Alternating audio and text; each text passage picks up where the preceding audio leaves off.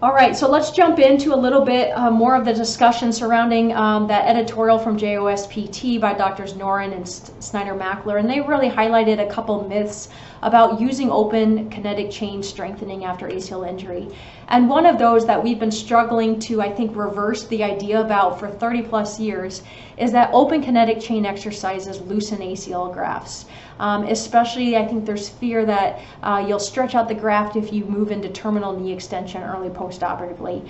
And there just is not any good evidence to support that. There's actually evidence to suggest that the ACL strain is 2 to 3 times greater just during walking than with terminal knee extension with relatively light loads. And so, you know, if your patient is able to walk, they are safe to complete these exercises into terminal knee extension very early, right away postoperatively. Another argument is that closed kinetic chain exercises are more functional than open kinetic chain exercises. You know, people will argue, well, these athletes, they need to be able to squat, they need to be able to run, they need to be able to jump. Those are all closed kinetic chain exercises, so why wouldn't we train them in that type of a manner? And I think the rationale for why you can't only do closed kinetic chain exercises is because of the large amount of neuromuscular changes, the changes in central activation, and input to the quadriceps muscle after these ACL injuries. This is an example of someone completing a body weight squat in our lab. Their left leg is the injured side, and they are 10 months after ACL reconstruction. And this just shows you that unconsciously, the quadriceps just is not activated at the same level as an uninjured side. And you see that here. If you were to watch this person squat from the front, you wouldn't see any large differences or compensations. And you see that in their overall force being put through each leg. It's relatively similar.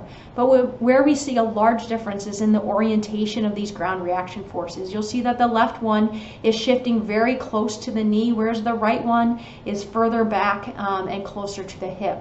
What this person is doing is by shifting it towards their knee, they're offloading their knee. They're requiring more work from their hip extensors and their glutes to complete this activity on the left side.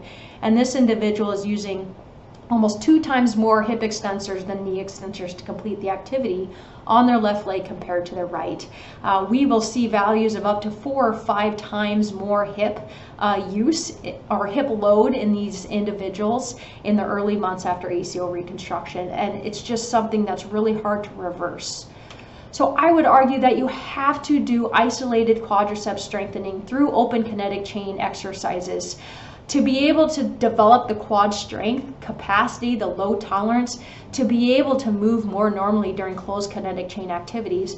Otherwise, that person is just going to continuously offload the injured side quadriceps. And so early after ACL reconstruction, early in the rehab process, we're not suggesting that you should load them up with really high resistance levels. It's very appropriate to use low loads and work until muscle failure. And then as they progress into the middle and the later stages of rehab, you really want to be targeting those higher progressive loads to be moving weights at least 60 to 70% of their 1 rep max.